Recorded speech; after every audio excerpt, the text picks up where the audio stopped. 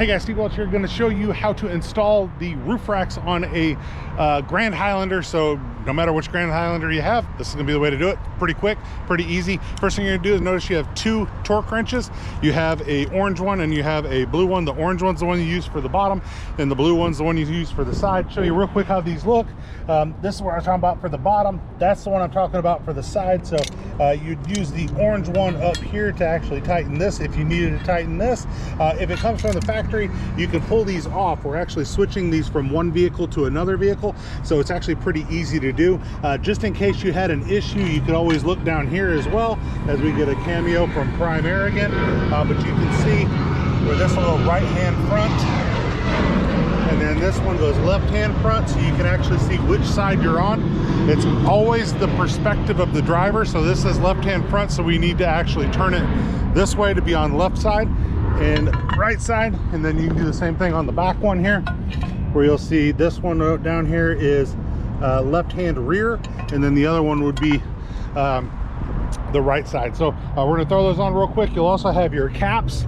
Those will go on after the fact, so no big deal. But I'm also going to use a quick tool here to at least get it set, and we'll put it up there pretty quick.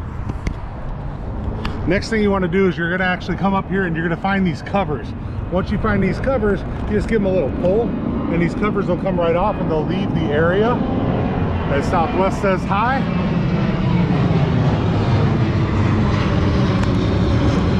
Pop them all off.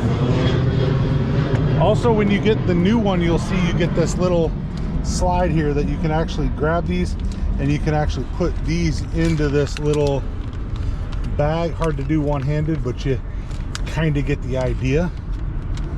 That we'll throw those in there kind of like that. We'll throw them all in there that way, but I'm going to get the rest of those off. Really easy to do this. This does not take that long. But we'll pop over here, take the other one, just kind of put my nails back here.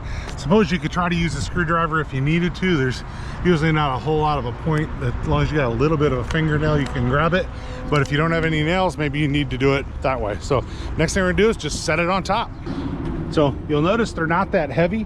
I do like to always say, so max load on this one says 154 pounds, evenly distributed. It's a 77 per crossbar. So when you look at that, that means evenly distributed. You can't just have some, 120 pound person standing on top of these things. But you're going to come over here and you're going to look straight across. Like I said, I'm doing this one-handed, so it's, gives you an idea, but you can see you can line this up right here, but you'll line up both sides. Each screw comes with two little washers on here. I already got them ready to roll. You drop them down in there, get everything started.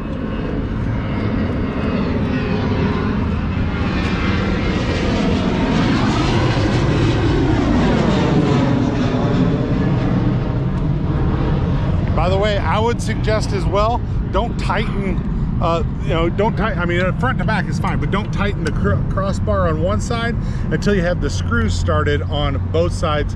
That's just kind of a common thing that you can do. But now that I've got it on both sides of that one, I'm okay to tighten those. But like I said, don't tighten the same rack until you got both of the screws started. I'm going to take this. You can use that little torque wrench if you want to. This will just be a little bit easier. I'm going to kind of get it down there. I'm going to come back and torque it here in a bit. But very easy. You do the exact same thing with the rear one. I'm just going to kind of get it tight there and roll that route. But the exact same thing with the rear one. Just make sure you got forward facing forward and the front and the rear in the right spot. And so I'm going to take this one now, where it comes straight across. Make sure you don't drop it on the top. You don't want to have a big issue or that, but you're coming across right there and you just drop it down in there. It's going to do the exact same thing. Once again, just pre-thread your bolts again as more airplanes fly overhead. You see how busy the airspace is here, because I haven't cut a whole lot of this. You're going to find out that they continuously go over. That looks like it might be American. So I'm getting that one started, getting this one started right here. and you can't put them in a different position. This is the only position they go. So if that's a question you have, the only position you go is right there. Coming back again, I've got both sides started, so I know they'll line up. And the reason I say to do it that way is because if you don't get them both started, there's a good chance that the other one won't start if you kind of got it tight.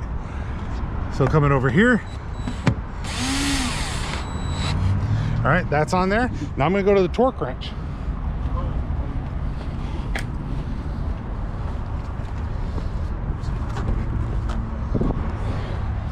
So if you actually look at your book here, which when I say book, it's a pamphlet, you'll be able to see on the inside, it kind of gives you all of these instructions on the inside if you kind of want to take a look as to how you can put everything in there, of course. So you're going to get, so it says 9 Newton meters, it's a Torx 30 there, and then you have a Torx 40 with 22 Newton meters. That's what's going to be on the bottom there. So that's the one I'm worried about on this, because like I said, I've already torqued the other ones because they were new that way. If you look at these, then you'll be able to see the 22 Newton meters is actually listed right there. And if you look here, this one shows your 9. And what they are is they're little torque wrenches. So you can actually see when it comes into, you see that line right there? So once I get it torqued enough, that'll come over there, right? So I'm gonna come up here and I'm gonna torque this.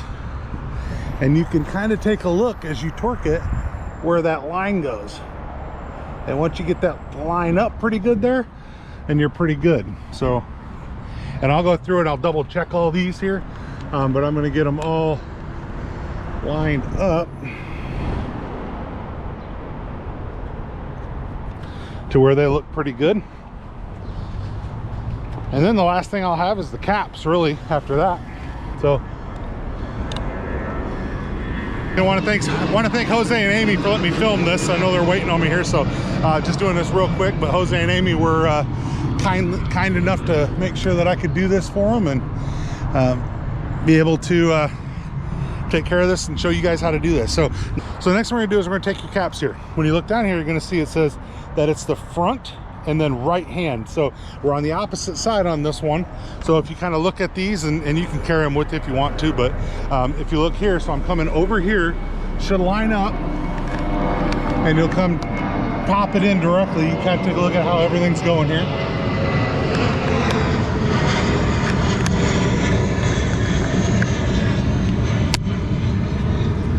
And you pop that in, make sure that's flush, looks pretty good, and then we've got 3 more left.